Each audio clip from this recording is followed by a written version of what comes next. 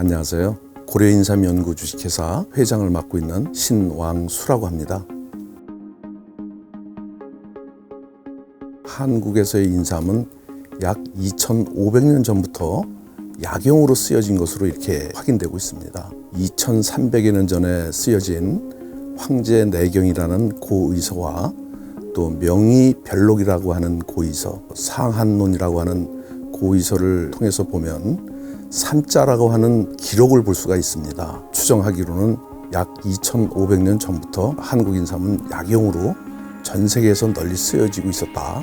이렇게 추정해 볼 수가 있습니다.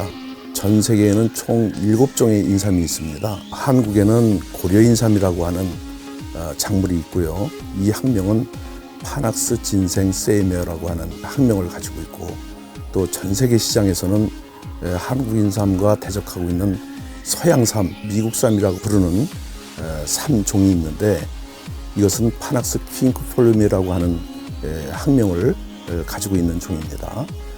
또 중국에는 373, 전칠삼이라고 부르는 파낙스 노또진생이라고 하는 삼종이 있고요.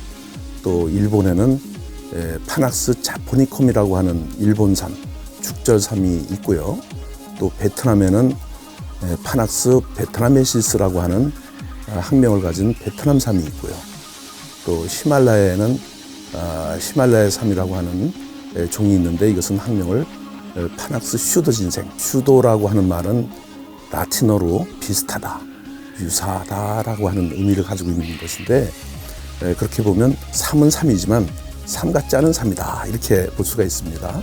미국의 위스콘신주 주변에서 파낙스 퀸크폴륨이라고 하는 서양삼, 화기삼이 주산지인데, 그 주변에서 잎이 이렇게 3개가 달린 인삼이 발견이 됐습니다. 인삼은 두릅나무과, 오가피과에 속하는 식물이기 때문에 별이 5개, 잎이 다 5잎이거든요. 그런데 잎이 3개인 인삼이 발견이 됐죠.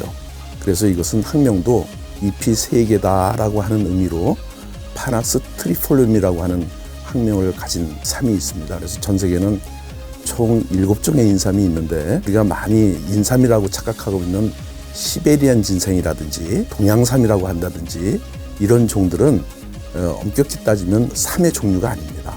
여기서 중요한 게 있습니다. 사람 인자가 붙여져 있는 삼은 한국의 고려인삼밖에 없습니다. 보십시오. 화기삼, 미국삼, 전칠삼, 베트남삼, 동양삼, 히말라야삼 이렇게 부르지, 서양인삼이네, 일본인삼이네 이렇게 사람자를 붙인 삼이 없습니다. 오로지 한국의 고려인삼이라고 하는 종에만 사람 인자가 붙여져 있는데, 오로지 한국의 고려인삼이라고 하는 종에만 사람 인자가 붙여져 있는데, 이 사람 인자를 붙인 것은 어떤 의미일까 하는 것을 생각을 해봤습니다. 만물의 영장이 사람 아닙니까? 이 사람 인자를 왜 여기다 붙였을까 하는 것을 생각해봤습니다.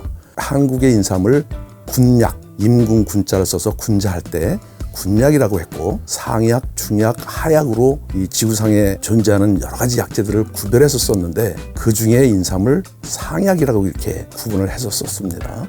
이 상약이라 하면 독성이 없고 자주 많이 먹으면 병에 걸리지 않는 약이다, 이렇게 분류하는 의미로 상약이라고 칭했고, 중약은 가벼운 병에 걸리면 먹는 약, 그 다음에 하약은 독성이 있지만 약으로서 써야만 치료를 할 수 있는 약이다, 이렇게 분류를 해서 썼는데, 그 중에 인삼을 가장 상위에 있는 우수한 상약으로 분류했다는 것을 보면 여기다가 사람 인자를 붙인 것을 이해할 수 있을 것입니다.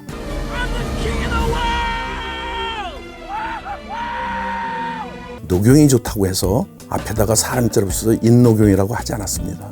영지버섯이 좋다 해서 인영지라고 하지 않았고요. 이런 것들을 보면 인삼의 별칭이 신선초다, 불로초다, 또 영초다 이렇게 한 것은 사람 취급을 했다는 것을 알 수가 있습니다. 순수한 한국말로 인삼을 심이라고 불렀습니다.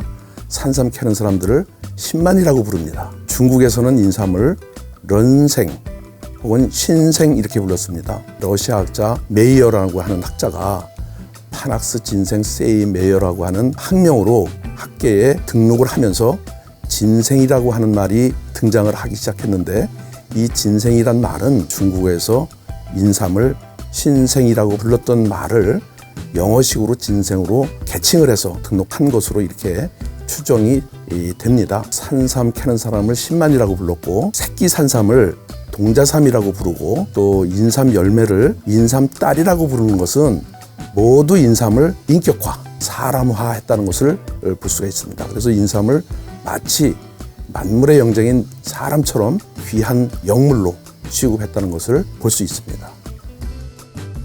한국 인삼이 2500년 전부터 약용으로 쓰이기 시작을 했고, 한국에서만 쓰인 것이 아니고 중국을 포함해서 대륙으로 나아가서 중동으로, 유럽으로, 북미로 이렇게 유통이 됐고요. 남방으로는 이제 일본이나 동남아 쪽으로도 많이 유통이 돼서 소비가 됐었죠. 한민족의 역사를 5000년이라고 부르죠. 그러면 따져봅시다. 지금은 세계적인 브랜드가, 정말 제조업체 브랜드가 한국에 정말 많습니다. 이것이 우리 한국의 말하자면 원동력이죠. 우리 한민족 역사 5000년 중에 그러면 전 세계 시장에서 가장 먼저 인정받은 브랜드가 뭘까요?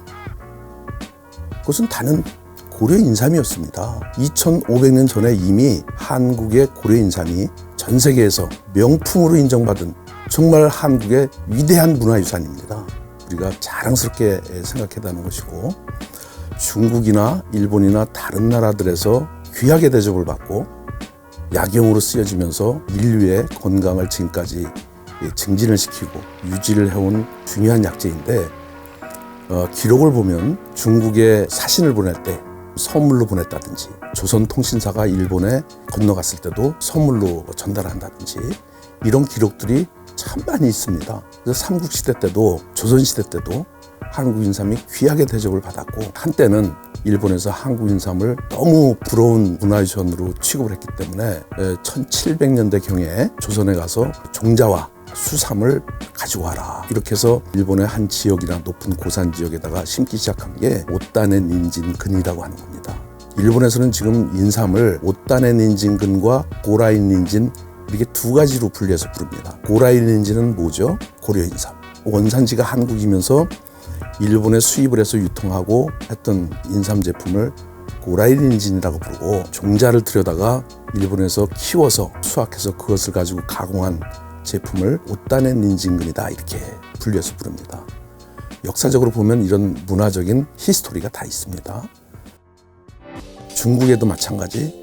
중국에 있는 삼은 본래가 전칠삼, 닷전자에다가 7칠자, 석삼자에다가 7칠자에서 373이라고 부르는 노또진생이라고 하는 종이 있는데, 지금은 중국 땅이지만 만주나 요동벌이 옛날엔 다 우리 땅이었습니다. 일제가 통치하던 시대 이전에는 우리 선조들이 버려진 간도 땅, 만주 땅, 요동벌을 다 개간해서 벼도 심어 먹고 콩도 심어 먹고 인삼도 심어 먹고 했던 우리 땅이었습니다. 그런데 역사적으로 보십시오. 일본이 대동아 전쟁을 일으키면서 한국과 중국을 포함한 동남아시아를 다 지배하게 되면서 일본 통치하에 들어갔는데, 일본이 패망하면서 중국이라는 나라가 통일 중국이 이루어졌고, 38선 이북에는 조선민주주의 인민공화국이라는 북한이 생기면서 거기는 우리가 손을 댈 수 없는 남의 땅이 돼버렸지 않습니까? 일본들은 지금도 독도를 통치하지도 않은 그런 땅을 자기네 땅이라고 하는데, 우리는 우리 주민들이 살았던 땅도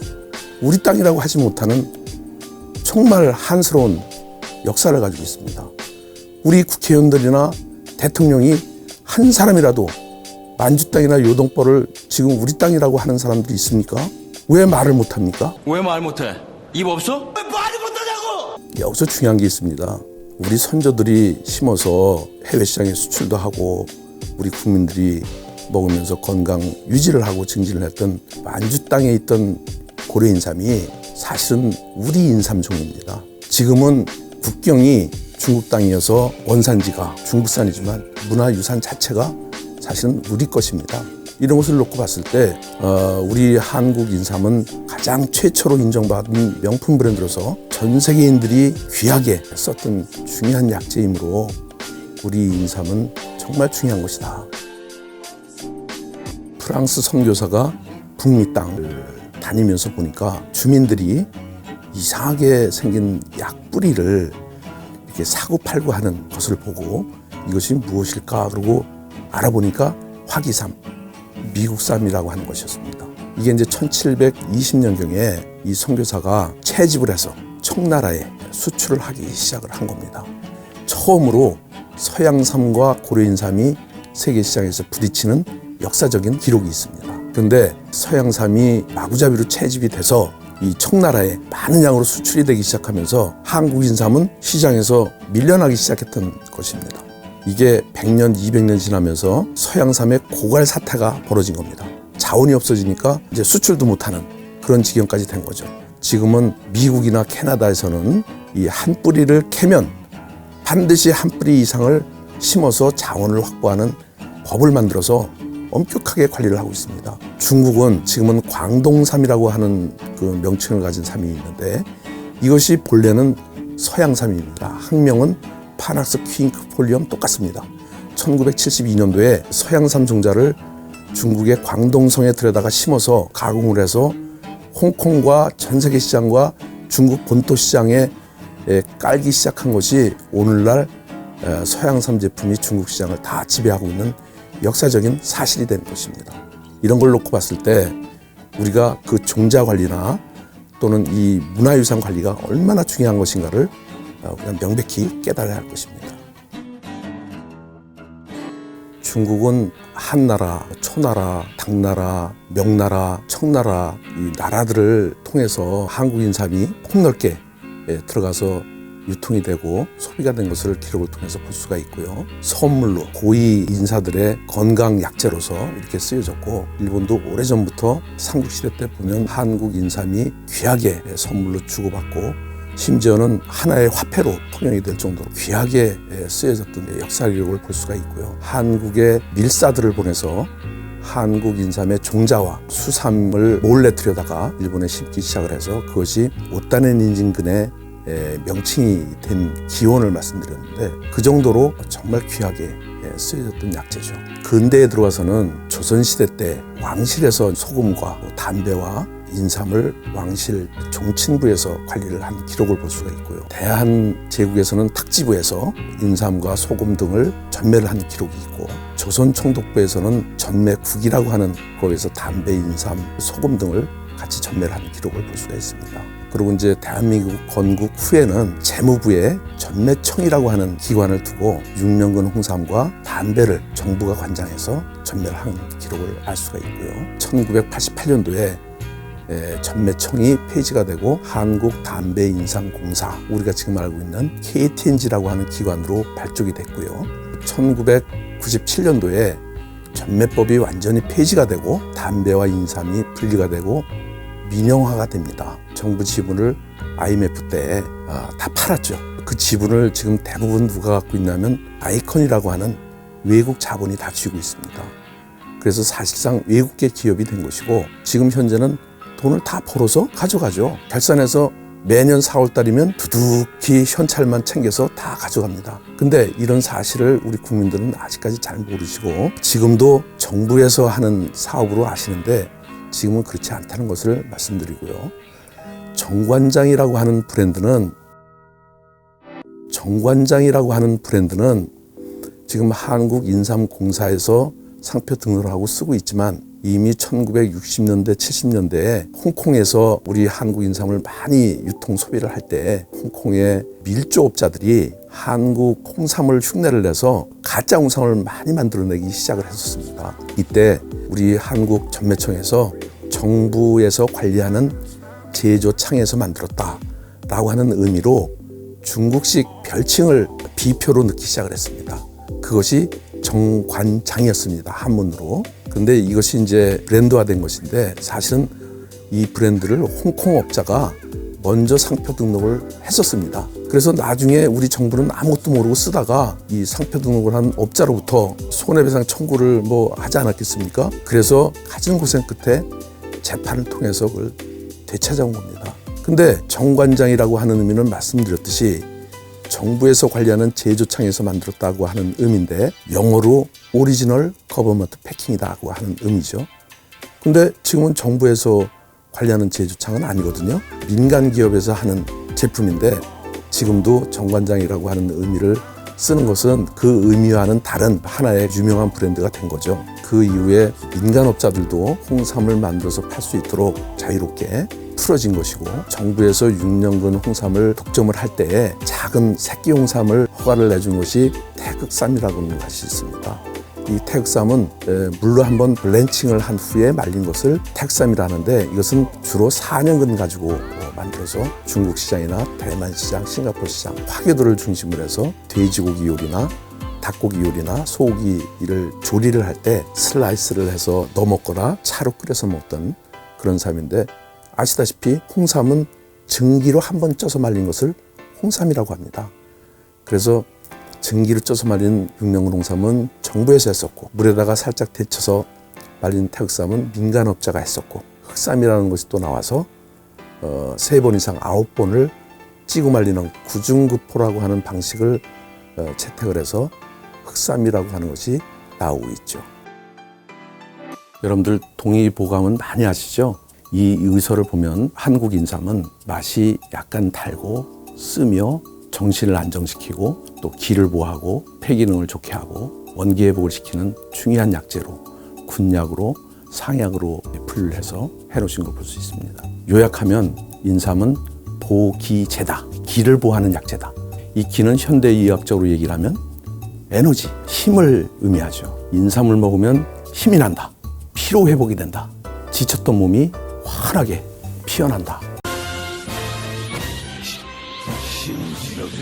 그런데 이제 현대에 들어서는 한국의 식약처에서 일반 식품과 건강기능식품 그리고 약사법으로 의약품을 관장을 하고 있는데, 식약처에서는 인삼을 피로 회복과 혈행 개선과 기억력 개선과 항산화와 여성 갱년기까지 총 6가지의 기능성을 고시를 했고, 그것을 이제 우리 국민들이나 전 세계 사람들이 우리 정부에서 인증한 기능성을 믿고 사서 먹고 있는 것이죠. 특히 인삼에는 사포닌이라고 하는 성분이 이제 주요 성분이고, 항산화 성분이라든지 미량 성분들이 대단히 많습니다. 우리 식약처에서는 인정을 안 하고 있지만 저메늄, 독일식 발음을 하면 게르마늄이라고 하는 성분도 한국산 인삼이나 영지버섯이나 마늘에는 아주 최고로 많은 것으로 알려져 있습니다.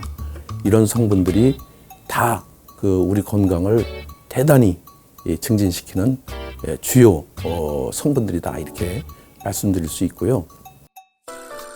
인삼의 주요 기능 성분은 사포닌이라고 말씀드렸죠.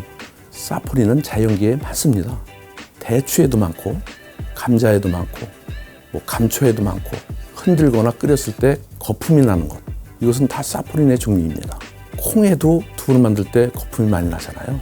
이것도 사포닌의 한 종류이고요. 그러면 이 사포닌이라고 하는 말은 어원이 어떻게 됐을까 하는 게 아마 궁금하실 텐데, 사포닌이라고 하는 말은 그리스어 사포나라고 하는 말에서 나왔다고 이렇게 알려져 있습니다. 우리가 비누를 소프라고 하죠. 이것도 어원이 사포나라고 하는 그리스어에서 시작이 된 것으로 이렇게 알려져 있고요. 인삼 사포닌은 스테로이드계의 사포닌인데 트리토페노이드계의 단말한계 사포닌이라고 분류를 하고 있습니다. 아까 말씀드린 대추나 감초나 콩이나 오가피나 이런 식물에 포함되어 있는 사포닌은 사포닌의 종류가 다릅니다. 트리토페노이드계의 단말한계 사포닌이 인삼 사포닌인데, 이 인삼 사포닌은 3가지로 나누게 됩니다. 프로토파낙사 다이올계 사포닌이라고 하고, 트라이올계 사포닌이라고 하고, 올레아난계 사포닌, 이렇게 3가지로 분류를 하고 있는데, 이 다이올계 사포닌은 다 내려줍니다. 혈압도 내려주고 진정도 시켜주고 이런 작용을 하고요. 트라이올계 사포닌은 다 올려줍니다. 중추신경 흥분을 시켜줌으로써 피로회복을 시켜주고 혈압도 올려주기도 하고 이런 작용들을 하는 거죠. 그래서 인삼을 만병통치약이다 이렇게 옛날부터 불렀는데, 대부분의 사람들은 세상에 만병통치약이 어딨어? 이렇게 이야기를 하지만 성분을 보면 레이쇼가 어떻게 돼 있길래 만병통치약인지가 알 수가 있는 것입니다. 다이올계 사포닌은 내려주고 트라이올계 사포닌은 올려주고, 그러니까 혈압을 낮은 사람은 올려줘야 되고 높은 사람은 내려줘야 되잖아요. 한국 인삼은 먹으면 열이 나고 코피가 나고 머리가 아프고 이런 부작용이 있다고 오략이 있는데, 이게 무슨 소리야? 이것은 다 잘못된 왜곡된 진실이다 하는 말씀을 분명히 드리고요. 결코 용서할 수가 없는 일이야. 이 혈압이 높은 사람이 인삼을 매일 복용을 하면 혈압이 떨어진다고 하는 논문이 수십 편이 이미 나와 있습니다. 그래서 혈압 높은 분들은 반드시 인삼을 먹어야 된다. 또 어른들은 어른들대로 정말 힘들고 고단한 사회생활을 하고 있습니다. 청소년들은 발육 장애와 학습 능력 개선이나 이런 측면에서 관심이 많을 테고요. 성인들은 성인병과 대사증후군에 대한 의식을 많이 하시고, 그러면 성인병이라는 게 무엇일까? 성인병이란 한마디로 이야기하면 습관병입니다.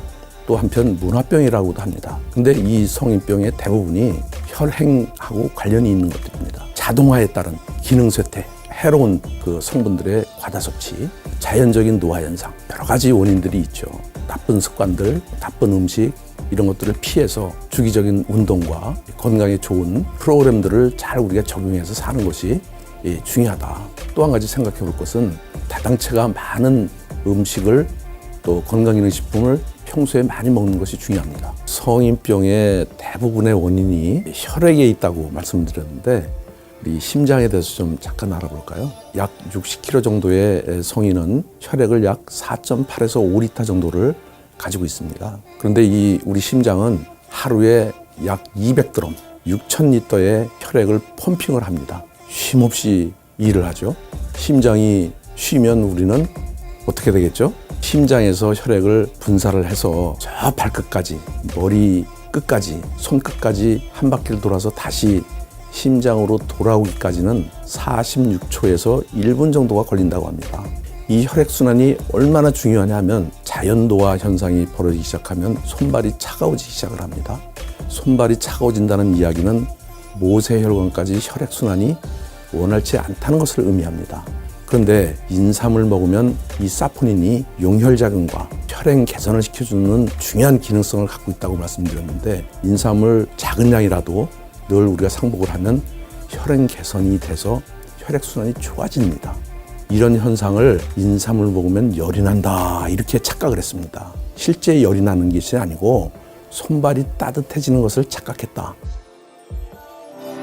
생선 중에 명태라고 하시잖아요. 생태, 명태, 동태, 황태 한 가지 소재를 가지고 다양한 그 생선을 만들어서 우리가 이제 먹게 되는데, 인삼도 그렇습니다. 제일 위의 상위 개념이 인삼입니다. 파낙스 진생 세이메라고 하는 한 가지 작물이 있고, 경작이 끝난 후에 밭에서 채굴해서 일체 가공되지 않은 이것을 수삼, 생삼, 올려삼 이렇게 부르고, 피부를 대나무 칼로 벗겨서 말리면 이걸 백삼이라고 그러고, 피부를 벗기지 않고 말리면 피부 백삼이라고 하고, 끓는 물에다가 살짝 블렌칭한 후에 말리면 태극삼이라고 그러고, 증기로 한번 쪄서 말리면 홍삼이라고 하고, 3번 이상 9번을 찍어 말리면 흑삼이라고 합니다. 5가지 삼의 종류들은 농림부에서 인삼산업법으로 관리를 하고 있고, 법적으로는 이 5가지만 인삼입니다. 우리가 알고 있기로는 이 외에도 인삼이 여러 가지가 더 있습니다. 예를 들면 산삼도 있고, 산삼 배양건도 있고, 또 산양삼도 있고, 수경재배삼도 있습니다. 근데 이것은 법적으로 인삼이 아닙니다. 산삼이나 산양삼이나 이런 것들은 산나물이나 버섯처럼 임산물로 관리를 하고 있기 때문입니다. 그러면 이것이 왜 이렇게 잘못 불려지고 표준화 통일하고 안 됐을까 하는 것이 제 개인적으로는 굉장히 안타까운 대목입니다. 우리가 이제 전매청 때부터 우리 정부에서 한국인삼을 전매를 해온 역사를 말씀드렸는데, 전매청에서 6년간 홍삼을 독점을 했었죠. 민간업자들은 이제 백삼 제품과 태극삼 제품을 했었는데, 그때부터 부지불식간에 인삼, 홍삼 이렇게 부르는 습관이 생겼습니다. 근데 한국은 인삼 종주국이거든요. 고려인삼은 전 세계에서 가장 유명하고 가장 탁월한 효능을 가진 가장 우수한 종으로 인정받았다고 말씀드렸는데, 인삼, 홍삼 잘못된 것입니다. 홍삼이 인삼입니다. 흑삼이 인삼입니다. 산삼이 인삼입니다. 산삼은 본래 산에서 자랐고 1600년대를 중심으로 해서 재배삼이 이제 본격화되면서 약성이 바뀌기 시작을 합니다. 산삼은 본래 약성이 미한입니다. 약간 차가운 약성을 갖고 있습니다. 밭에서 키우면서 약성이 바뀌었습니다. 약간 따뜻한 약성으로 미온으로 바뀌었습니다. 한국인삼을 먹으면 열이 나는다고 하는 것이 여기에서 기인되지 않았나 이런 예측을 해볼 수가 있고요. 우리가 제 주변에서도 잘생기고 큰 수삼을 선물 받거나 또 백삼이나 홍삼, 뿌리삼을, 흑삼을 선물을 받으면 이걸 어떻게 해 먹어야 되지? 이걸 어떻게 해 먹어야 이게 좋은 거지? 제 주변 분들은 저한테 전화를 많이들 주세요. 선물을 받았는데 어떻게 해 먹어야 돼? 여기서 중요한 게 뭐냐면요. 인삼 사포닌은 열에 아주 약합니다. 특히 직화 방식의 끓이는 방식은 성분이 다 깨져서 없어집니다. 반드시 중탕을 해서 간접열로 끓여서 드셔야 중요한 성분들이 깨지지 않고 온전하게 우리가 먹을 수 있다. 직화 방식으로 끓여서 먹으면 그 갈색의 검은 물이지만 주요 성분들은 아무것도 없다. 이렇게 보시면 됩니다. 이제 사포닌을 분석하는 방식이 두 가지 방식이 있는데 박층 크로마토그래피라고 하는 TLC 방식이 있고 HPLC라 해서 고속으로 성분을 정량해내는 방식이 있습니다. TLC 방식은 확인 시험만 할 수 있는 거거든요. 성분이 있나 없나? HPLC 방식은 양이 얼마나 들어있나? TLC로 확인을 해보면 아무것도 없습니다. 가정에서 선물 받은 수삼이나 홍삼이나 흑삼을 끓여 먹을 때는 가열 방식에서 정말 조심해야 된다는 말씀을 드리고요. 수삼과 백삼은 사포닌이 약 24가지 정도 함유되어 있습니다. 전기를 한번 쪄서 말리는 홍삼은 약 30여 종으로 늘어납니다. 3번 이상 9번을 찍어 말리고 하는 흑삼은 약 40여 종으로 늘어납니다. 사포닌이 없었던 게 새롭게 생기는 것이 아니고 본래 있었던 24종의 사포닌과 30여 종의 사포닌이 가열 분해되면서 새롭게 생성되는 사포닌들입니다. 사포닌 종류가 많아진다는 것은 기능성이 다양해진다는 것을 의미합니다. 온도가 과도하게 너무 높다든지 시간이 과도하게 길어진다든지 하면 사포닌이 나중에는 다 소멸되어집니다. 인삼 제품 가공의 중요한 핵심 포인트가 여기에 있습니다. 원하는 사포닌을 대량으로 유도해내는 기술과 또 pH를 낮춰서 필요로 하는 사포닌을 대량으로 유도해내는 기술과 발효를 통해서 생물학적으로 우리가 원하는 사포닌을 대량으로 유도해내는 기술이 인삼 제품 가공에서 중요한 기술로 지금 쓰여지고 있는 것이죠. 홍삼은 어디에 좋고 흑삼은 어디에 좋을까 하는 게 아마 좀 궁금하실 거예요. 홍삼은 진세노사이드 RG3를 대표 물질로 홍보를 하고 있습니다. 또 아레치온, RH2 이런 성분들을 홍보를 하고 있고 제 개인적인 생각으로는 혈류 개선과 심장 기능 개선에 좋을 것으로 이렇게 확신을 하고요. 흑삼은 항암, 항당뇨. 제가 석사학위 논문과 박사학위 논문을 쓸 때 실험을 한 결과를 보면 RG5 알케온이라고 하는 성분이 대단히 많이 나오는 온도 시간대가 있습니다. 그것을 과학적으로 검토해서 제조를 하게 되면 RG5와 알케온이 대량으로 유도가 됩니다. 이것은 어디로 들어가냐면 다 뇌로 들어갑니다. 그래서 기억력, 학습 능력, 운동 능력, 알츠하이머, 치매 여기에 유효한 성분으로 논문에서 발표를 했고요. 항당뇨 실험에서도 대단히 유의한 결과를 얻을 수 있어서 종합적으로 보면 뇌 기능의 개선에 대단히 좋고 또 항암과 항당뇨에 좋은 획기적인 흑삼을 저는 자랑스럽게 생각을 합니다. 2000년도, 2001년도에 충남 금산을 중심으로 해서 가마솥에다가 9번을 찌고 말리고를 반복해서 흑삼을 만들었다 하는 정보가 이제 나오기 시작을 했고 그 이후로부터 2000년대 중간쯤에 금산의 많은 업체들이 흑삼을 밀조해서 팔기를 시작을 했습니다. 그게 이제 한때는 많은 양으로 팔리기 시작을 해서 흑삼의 불법성을 가지고 제동을 걸기 위해서 많은 방어 전략들을 썼었죠. 근데 이때쯤 KBS의 이후락 PD가 흑삼에 대한 위해성을 발표한 적이 있었습니다. 그래서 많이 밀조해서 팔리던 흑삼이 방송을 계기로 해서 그런 위기를 맞게 됩니다. 근데 제가 이제 그때 고려대학교에서 석사 과정을 늦게 이제 공부를 할 때 위해성이 있다면 어떤 위해성이 있는 것인지 우리가 유익하게 쓸 수 있다면 어떻게 하면 유익하게 쓸 수 있을 것인가를 이제 연구를 시작해서 진세노사이드 RG5 알케온이라고 하는 지표 물질까지를 분리를 해서 그 물질이 어떤 기능성을 갖고 있는지 당뇨에는 어떤 효과가 있는지 뇌 기능과 기억력과 학습 능력, 알츠하이머, 치매 이런 데는 어떤 기능성이 있는지를 이제 제가 논문을 연구를 해서 발표를 한 것이고요. 충남 금산에서 밀조돼서 팔기 시작한 것은 엄격히 말씀드리면 인삼산업법 위반이었습니다. 왜 그런가 하면 인삼산업법에 흑삼이 없었기 때문이죠. 그래서 제가 2012년도에 인삼산업법에 흑삼을 입법을 시켰고 그것을 근거로 해서 식약처에서 흑삼 건강기능식품 품목허가 1호를 받아서 수출을 하기 시작을 했던 것입니다. 그런데 불법적으로 밀조를 해서 팔 때 당시에 위해성을 주장할 때 키가 무엇이었냐면 벤조파이렌이었습니다. 고기를 직화 방식으로 숯불 구이를 해 먹을 때 탄 부분에서 흔히 얘기하는 벤조피렌, 이제 벤조파이렌이 발생되는 것을 위해성으로 제시를 했는데 그러면 9번을 찌고 말리는 과정 중에서 벤조피렌이 반드시 필연적으로 발생되는 것일까? 그것을 제가 이제 또 연구를 한 거죠. 벤조피렌이 발생되지 않는 조건을 제가 찾은 거죠. 유해 물질을 발생시키지 않는 조건을 찾아서 제조함으로써 과학적으로 안전한 흑삼을 만들어서 수출하고 내수를 해서 인류의 보건 건강 증진에 기여를 할 수 있겠다 하는 각오와 또 자부심을 갖고 해온 것이죠. 이 유해성은 지금도 이어지고 있습니다. 그렇지만 이것을 과학적으로 벤조피렌이 발생되지 않는 조건을 잘 알아서 하는 기업이 있는가 하면 벤조피렌이 무엇인지 모르고 어떤 조건에서 생기는지를 잘 모르고 만든다면 위해성이 함유된 흑삼을 만들 수밖에 없는 것이겠죠. 그래서 이런 문제에 대한 과학적인 근거와 제시와 규제법이 만들어져서 안전한 흑삼이 만들어져서 유통 소비가 될 수 있도록 앞으로 좀 보완이 돼서 해야 될 것으로 믿고요. 우리가 약을 먹을 때 복용한다라고 하는 의미를 쓰죠. 복용한다라고 하는 의미가 어디서 기원이 됐을까? 의복복자거든요. 옷 속에다 넣고 다니면서 먹는다 라고 하는 의미를 담고 있는 것인데 한국 인삼, 한국 홍삼을 중국에다가 일본에다가 이렇게 수출하면 이 사람들이 주머니에 넣고 다니면서도 먹고 이렇게 옷춤에다 넣고 다니면서 먹고 바지춤에다 묶고 다니면서도 이렇게 빨아먹고 또 집어넣고 이런 습관들이 있다 그래서 아주 귀하게 그렇게 수시로 빨아먹고 다닌다고 하면서 복용하다라고 하는 의미가 생긴 것인데 지금도 우리가 복용법, 복용하세요 이렇게 이야기하는 것은 옷 속에 가지고 다니면서 먹는다라고 하는 의미를 가지고 있는 것으로 제가 알고 있습니다.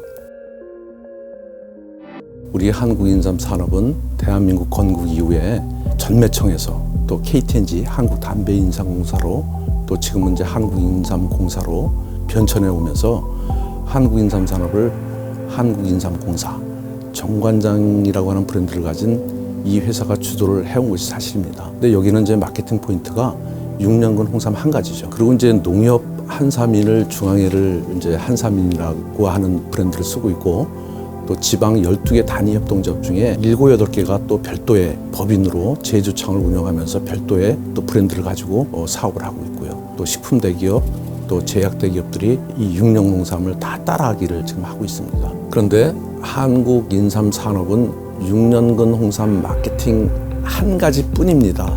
전 세계에는 인삼 생산국이면서 소비국인 나라가 4나라가 있습니다. 한국과 중국과 미국과 캐나다입니다. 1995년도까지는 한국이 1위였습니다. 시장 점유율 36% 이상을 한국이 점유함으로써 정말 그 위상이 대단했습니다. 근데 96년부터 한국 인삼 수출이 감소하기 시작을 했고 2002년도에는 비로소 5,500만 불까지 3분의 1 토막이 나는 비참한 현실을 맞게 됩니다. 그 이후에 이제 우리 정부와 업자들이 연합해서 노력을 해가면서 최근에는 1억 약 7, 8천만 불까지 올렸지만 사실은 26년 전 거기에 멈춰 있다. 그러면 보십시오. 산업 규모가 얼마나 커졌습니까? 그렇게 비교해 본다면 한국인삼 산업은 완전히 쪼그라들었다. 이렇게 판단해 볼 수밖에 없습니다. 그러면 이 원인이 어디에 있을까? 서양삼 업자들이 홍콩의 업자들과 결탁해서 한국인삼을 먹으면 열이 난다, 코피가 난다, 또 혈압 높은 사람은 먹으면 안 된다. 이런 왜곡된 낭설을 퍼트림으로써 결정적인 역할을 한 것이고요. 또 우리 내부적으로는 어느 나라에도 없는 연금 제도를 가지고 6년근 홍삼이 가장 좋다고 이렇게 마케팅을 하면서 대표 기업인 한국인삼공사 정관장의 손을 들어준 이것이 두 번째 원인이라고 보고요. 세 번째로는 전근대적인 품질 관리 등급과 거래 단위 이런 것들이 전 세계의 트렌드나 소비자들의 트렌드를 따라가지 못하고 있었다. 한 근, 한 돈, 한 차 전근대적인 단위를 쓰고 있습니다.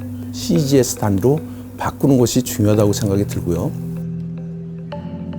어느 나라에도 6년근이냐 5년근이냐 4년근이나 하는 연근 제도를 가지고 인삼 산업을 관리하지 않습니다. 한국만 유독 그렇습니다. 6년근 홍삼을 마케팅으로 하는 이 기업들은 이것 때문에 우리 한국 인삼 산업이 이남하고 있다 이렇게 생각하지만 저 개인적으로는 반대입니다.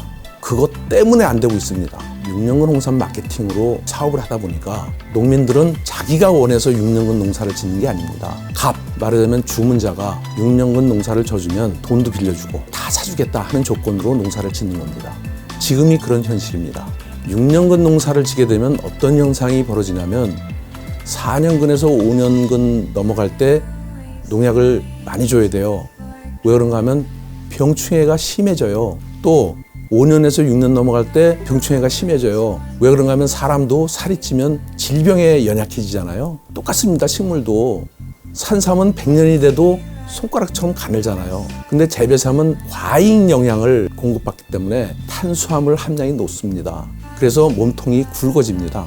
몸통이 굵어진 것을 1등품으로 치니까 이 농민들은 과영양을 시켜서라도 살을 찌우려고 합니다. 그러면 이렇게 해가림이 있으면 해가림의 앞쪽에서는 크고 해가림의 뒤쪽 거는 작습니다.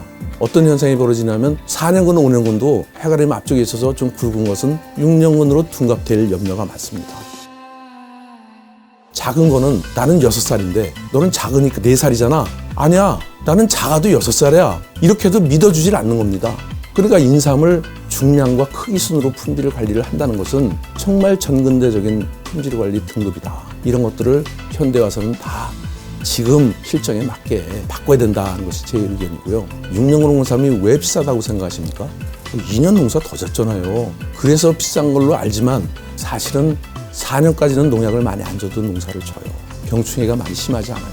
비대해지면서 병충해가 많이 찾아오면서 농약을 많이 주게 됩니다. 많게는 20% 전후 그 결주율이 그렇게 생기는 거예요. 썩어서 자빠지는 게. 4년에서 5년 넘어갈 때, 5년에서 6년 넘어갈 때 20%씩이면 약 40%의 결주율이 생기는 겁니다. 근데 6년간 농사를 다 짓다 보니까 생산량이 반감되는 거예요.